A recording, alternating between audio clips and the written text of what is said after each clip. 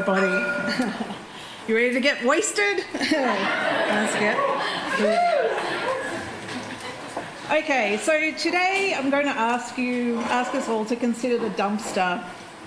Here I'm really inspired by two great pieces of food writing. I'm a former chef, full-time wanker. Sometimes food researcher, and I've also unfortunately got a PhD in creative writing, which is of no use to anyone. But yeah, I like this stuff. So MFK's Consider the Oyster and David Foster Wallace's Consider the Lobster are both bits of writing that really make you think about what it is to be the thing that is eaten. Yeah, so what it's like to do that. So tonight I'm not actually going to ask you what it's like to be trash, but as someone who's been in hospitality for about 20 years, I do have some clue of what it's like to be trash. But I am going to ask you to start to think about what it means when we decide to eat some things and not eat others, what that does for the world, what that does for the food system. So I work for RMIT, I work for the Fight Food Waste Collaborative Research Centre. And this is what they gave me when I rocked up. I'm not from the quant world, so I was very scared of it. And I do continue to be, and it does tell some very terrifying numbers. So food waste creates more carbon emissions than flying, plastic production and oil extraction combined. About 7.6 million tonnes of food waste is created in Australia every year, and 1.25 million tonnes of that comes out of hospo. And about 70% of that is before it reaches the plate. So it's my job over the next 10 months to work out why and how the fuck we're going to stop it. But how hard can it be? It can be this hard. So this is a diagram of the contemporary food system. It's long, it's complicated, it's kind of boring, it's logistically intense, it's really hard to account for. It's basically a transformation of a living thing into a shelf-stable product that can get labelled and shipped around the globe for as long as possible without going off. Excuse me, I'm just going to do this. And that means food waste-wise that really it's quite hard to tell stuff about carbon footprint because each individual product has a different trip through the world. So the carbon that it required to be made, to be shipped around, all of that kind of stuff gives a vastly different carbon footprint. But before I go mad trying to work out exact numbers on carbon footprints, we're going to take a step back and go, why do we have this system? Why do we have this incredibly logistically intense system? Yeah. So partially it's explained by price. So it's just cheaper to ship stuff from all around the world to Australia than it is for us to make it here. There's reasons for that. Some of them are worse than others. It's about labour practices in different parts of the world, but it's also about some countries like Italy in particular have heavily subsidised food industry. So thank you very much, Italy, for all your $1 can of chickpeas. They've really got me through. But those countries end up dumping their excess products on us. But it's also fundamentally explained by us wanting to eat all the different things all the time, the whole year round, and that is really quite new. But it does something to what the foods that we can't get all the time and can't be shipped a very long way. And so now I'll get you to do what MFK Fisher asked us to do and consider the oyster. So oysters are cool. Oysters used to be the food for everyone. They used to be really easily available. They were cheap. They were nutritious. They were the food of the people.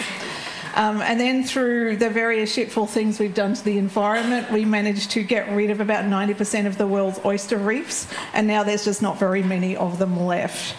So that has driven up the price. And along with that, it's driven up the prestige. So when somewhere like Broadsheet tells you to writes up a oyster and champagne pairing, which is already like quite a bourgeois pursuit, you've got to say, they choose something, a $100 bottle of wine from France to do it with. So, where are you? This, my friends, is the workings of taste. Who here is familiar with this ugly little diagram? Yeah. This, I think my students are out there somewhere, so you better be familiar with this ugly little diagram. So this ugly little diagram is incredibly influential. There's a French sociologist called Pierre Bourdieu, and in the 1970s he went and looked at the whole of French society, and he classed everyone into 4 different classes because he believed that people cluster themselves not only by how much money they have, but also by how much cultural capital they have as well. And cultural capital can be vaguely defined as knowing shit about stuff that people think it's good to know about. And yeah, I know that's very circular, but that's taste for you. So up the top here that's the elite, that's where the rich people are. And so this is in the 1970s in France. So that's the Nouvelle Cuisine time. So you've got refined, light, delicate, lean kind of flavours there. Over on the right-hand side is the nouveau riche. Well, it's better to be nouveau riche than no riche at all. People after my own heart, they enjoy rich, strong, fatty, salty stuff. They like booze and they like patisserie. Yeah. So down the bottom here we have the working class tastes, and you can probably already tell that like taste is really specific to place and time, because if these things were in Australia right now they would not be the food of the working class. So charcuterie, pork, pot-au-feu, bread. And then over on the left-hand side are people who you would vaguely call bohemians, I guess. So people with a lot of cultural capital, so they know a lot of shit about stuff, but they don't have any money. Hello, welcome, that's all of us. Yes, it is. So they like things that are exotic. That bit has not changed very much at all. They also like yogurt. I don't know why he wrote that. It's an endless mystery, but yeah. So it's fun and also pretty offensive to do updated versions of this. Yeah. Yeah. So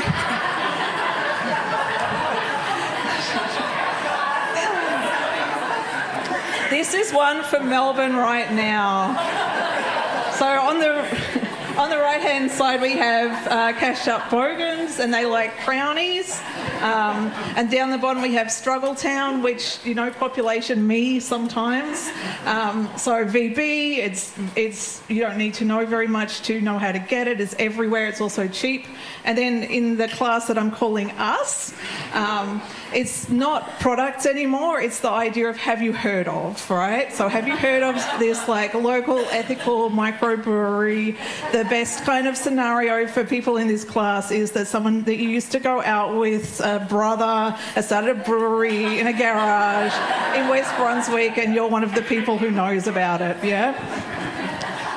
And then up the top we have rich bastards. Rich bastards maybe less, they're more wine connoisseurs, but they will drink an obscure Japanese beer after a hard day crushing the masses.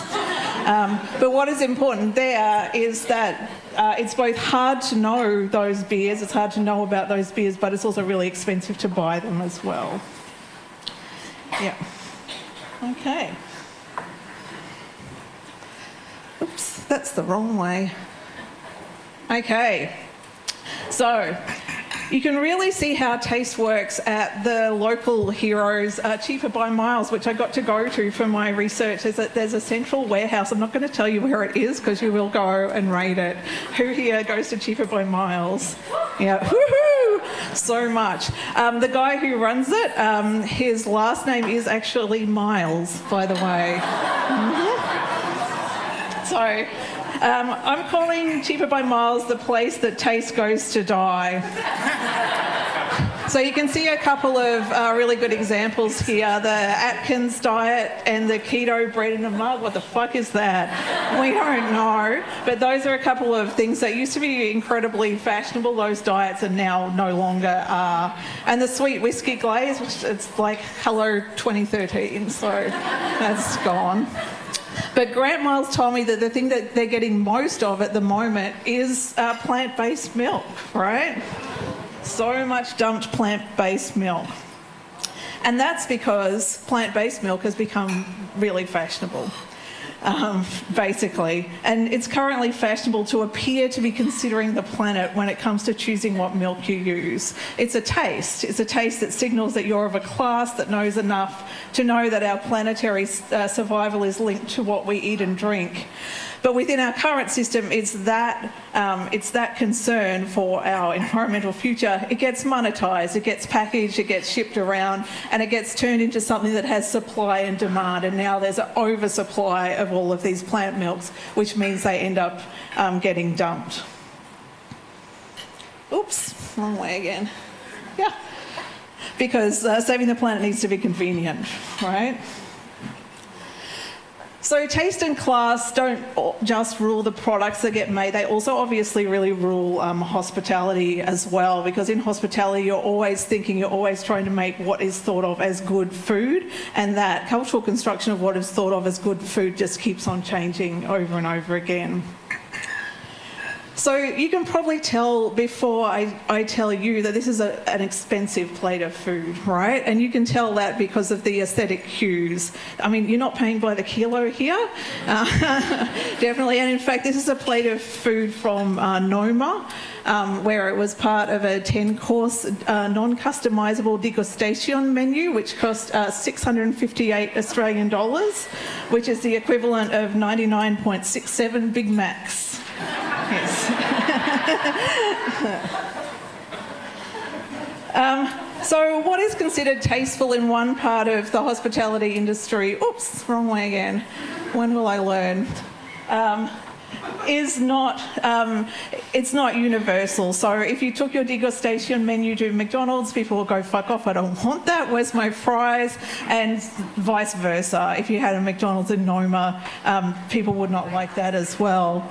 But there is a more universal taste that goes across a lot of the different classes, which is the idea of freshness, the idea that freshness is important. And I would just say that the freshness that people think that the freshness that people want is the appearance of freshness. Because if you think back to that big diagram that I showed you before, the chances that you're actually getting like fresh food are very, very, very slim. But the appearance of something to look fresh is of primary importance. This is true of course, all parts of the food industry, but it's even more true in hospitality. So in hospitality, the food is, of course, its own packaging. So you don't have a package to assure people that stuff is fresh or whatever. You have to have the food itself looking fresh all the time. And for anyone who has worked in hospitality, who has worked in hospitality? I salute you. My lower back salutes you. What you're doing is basically a constant process of zhuzhing, trying to make stuff appear as fresh as possible. And the gap between when something is fresh and when something is still safe to eat is actually it's often quite long. And it's definitely this sense that what you need to sell has to appear fresh rather than just be safe that drives some of the immense levels of waste in hospitality. The other thing that's happening in hospitality is, of course, the rise of the machines.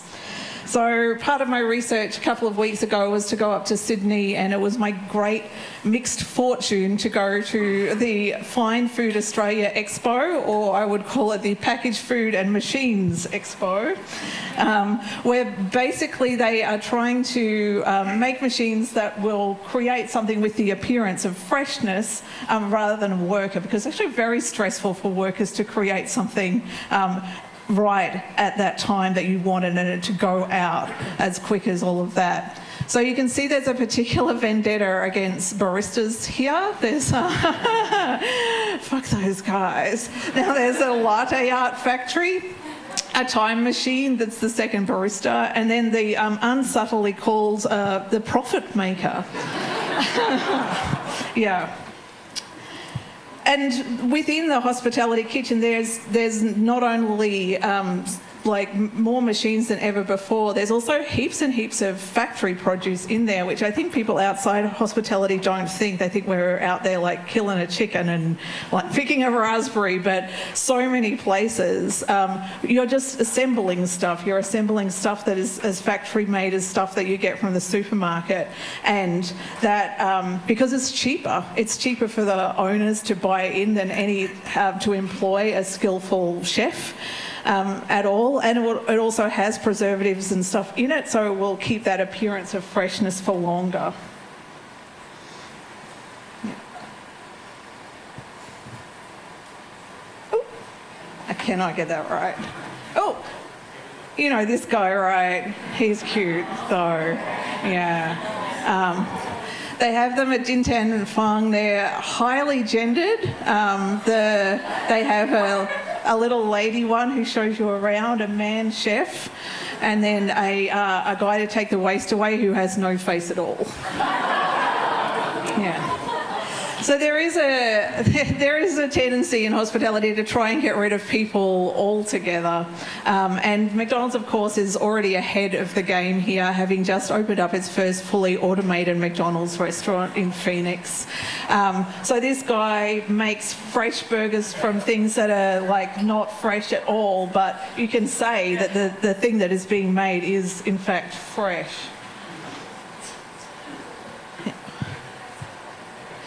Yeah, so I can see my student here who asked me if the high end was worth it, so I've thought about more. I thought about it more, and I think maybe yes, the high end restaurant is worth it because it's a peculiar place where, because of the large amount of financial capital in there from the clientels, and there's actually enough money to pay chefs, maybe pay chefs enough to actually spend the time doing stuff with food and developing the skills, and particularly the skills around working with waste and reducing waste in the kitchen.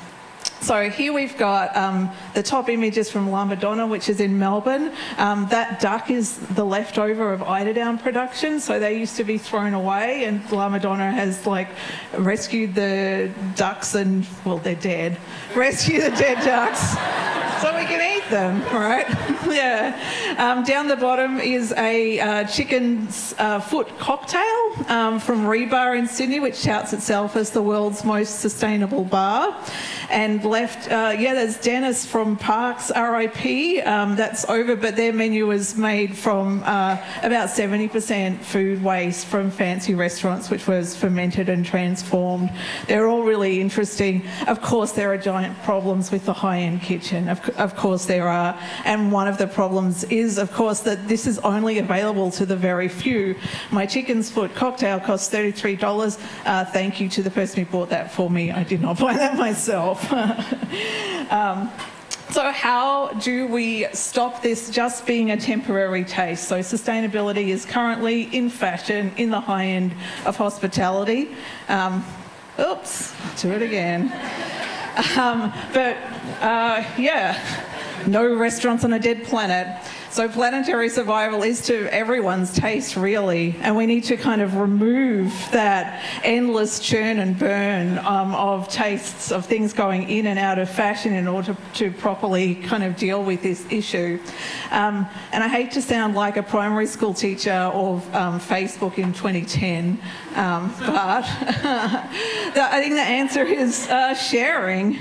Yeah, so sharing is caring. The thing is that chefs are people too. They take the skills that they learn in high-end restaurants, and they're not of the class that they're serving. So they take that information and they spread it out to everybody. Every person that I've talked to in a high-end restaurant has been really, really chuffed to share their skills and their ideas with me. And this is my little thing. I'm not a high-end chef. I do bake a cake or two. this is my attempt to share it with you. This is a recipe for banana bread where you use the whole banana. Do not peel your bananas for banana bread. That's totally unnecessary. And I will make a vegan version of it. Trust and believe. There's also, I baked a cake for tonight. It's up the back there. So in the break, hit up my gang in the booth there and they'll give you a piece of whole banana cake. That's it. Thank you.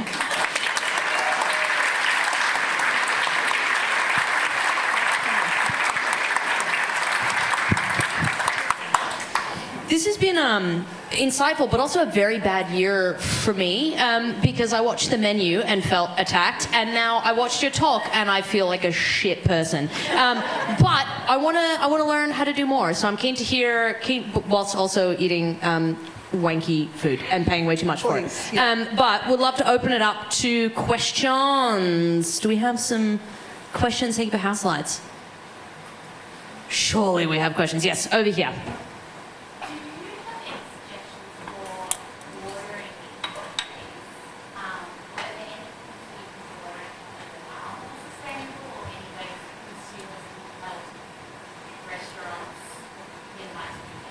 Yeah. What can us in plebby struggle town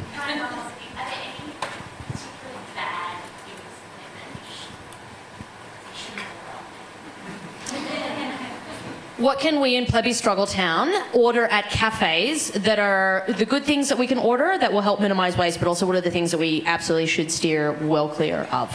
Yeah, I mean, it's a lovely question. I would like to preface my answer by saying it's not your fault. Yeah, there's so much of a tendency within this food world to push the responsibility back on the consumers, but consumers are right at the end of the food system. You try and do some stuff, but really it's got to be like the government has to intervene, and then there have to be systems in the kitchen that allow everything on the menu to be more sustainably made than it is now. Don't order poached eggs. That's because I used to be a breakfast chef. It really is shitful. Who would poach an egg? It's horrible. Don't do that. Ask for a doggy bag. It is not illegal at all. Don't let anyone tell you that. George Calumbaris tried to get people to sign releases. It's absolute bullshit. You can take any food home with you. There's no problem there. So really just, eat the whole thing, or think about, really eat the whole thing. Don't order too much. Don't fill up on carbs, is what your mum would say, but I'm saying it too. Eat the food, eat the plate, eat the cutlery, or take it home with you. Either way, steal all the things. Love that. All right, who else? Yes, at the front here.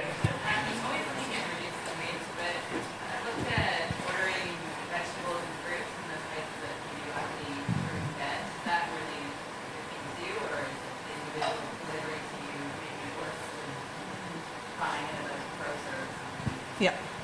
Are we doing the right thing by trying to source delivery to us of the ugly, rejected, dejected fruits and veg that have our hearts captivated? It's good, but Woolworths and Coles are fucked. They made this. There's a giant problem, and it's quite specific to Australia because we have a supermarket duopoly. They've set the standards for what things look like, and if you want to have a bad time, go and look up some of those aesthetic standards of stuff that they reject. So this is like a byproduct of the current kind of produce that Coles and Woolworths get. I mean, don't definitely buy it. It's much cheaper. There's literally nothing wrong with it. If you're like me and used to buying organic fruit and veg, then you're just dead suspicious of anything that Coles and Woolworths is too good looking. You're like, what's happened here? But I don't think this is such a large systemic problem, and we're also in the position, this is really fucking depressing, so sorry about this, where as the cost of living increases and more people access food relief, so all of that leftover from Coles and Woolworths and stuff like that is being used by food relief agencies for food relief, but the problem is it's all tax deductible for them. It's not actually a proper diet for people to have long term, and it's done in a really humiliating way. So I don't know, keep on stealing from Woolies. I didn't say that. Prawns and avocados are onions, right? That's fine. Yeah, and don't trust any produce that rocks up in a 3-piece double-breasted suit, Yes. obviously. Too fancy? None of that. Any other questions? Yes. Hi, when you say that like there's heaps of like carbon emissions from like wasted food, is that like unnecessary stress or is it food that you can breathe in cooking? Carbon emissions, like where does that actually come from? Where are the unnecessary carbon emissions coming from with our food? What's the main offender? It's a real combination. So, like the thing that's easiest to change is that when food goes into landfill rather than compost, it creates it rots worse, basically, and has a much worse carbon emission footprint. But a lot of it, yeah, like it's a mixed bag. So it comes from where it's from, how it's grown, all of the transportation, the whole shebang, which is why it's so hard to get like precise numbers around it, which I know is depressing for all your numbers people out there. But yeah, it's a mixed bag. Yeah. Shit's fucked. Cool. We can do one more. Yes. It's a related question about because differing things are about locally grown produce versus mass grown produce. Is about maybe mass grown produce is actually a lot more efficient and actually produces less carbon in the end. I've heard the opposite. If we are given the choice between locally produced or mass produced, what should we choose? Which pill should we take? I don't know. I got a creative writing PhD. So local food systems are strong. Like they're strong for a number of reasons. Like the large scale stuff, people do like to think of that as efficient or whatever, but in what ways is it efficient? It's not robust. Like COVID taught us that much, that long food chain systems are not robust. They certainly won't be robust throughout as the climate starts changing, whatever climate emergency we have, we need to have local food systems for various different reasons. We also need to make sure that people have decent jobs and don't lose all their skills. We need to remember how to grow food and prepare it ourselves and within commercial environments as well. So yeah, local food first, definitely. I mean, organic, not organic, who fucking cares at this point, really? Like organic can be like a huge farm a really long way away that you don't really know very much about. But yeah, local is good on a real number of for a real number of reasons, and we just should not discount relationships and social cohesion when we think of like who we buy stuff from. Build a bunker, go hydroponic, profit. Yes. Thank you, Dr. Helen Addison-Smith.